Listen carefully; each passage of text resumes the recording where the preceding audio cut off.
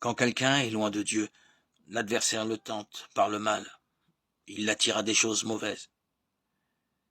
Mais quand quelqu'un est proche de Dieu, l'aime, ne désire rien autant que de lui plaire et de lui obéir.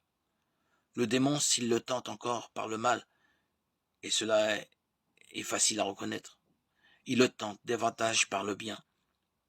Cela signifie qu'il se sert de notre désir de faire le bien pour nous troubler.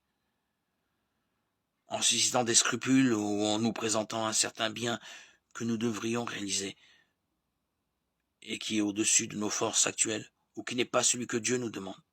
Cela pour nous décourager et nous faire perdre la paix. Il veut nous persuader que nous n'en faisons pas assez ou que ce que nous faisons, nous ne le faisons pas vraiment par amour de Dieu, que le Seigneur n'est pas content de nous. Il nous fera croire par exemple que le Seigneur nous demande tel sacrifice dont nous sommes incapables et cela nous troublera beaucoup.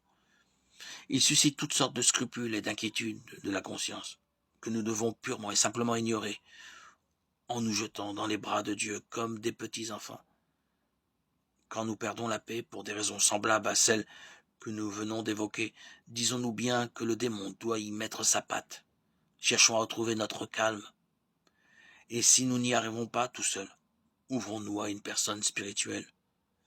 Le simple fait d'en parler à quelqu'un d'autre suffira en général à faire complètement disparaître le trouble et à nous redonner la paix. Cet esprit de liberté doit nous animer dans toutes nos actions et décisions.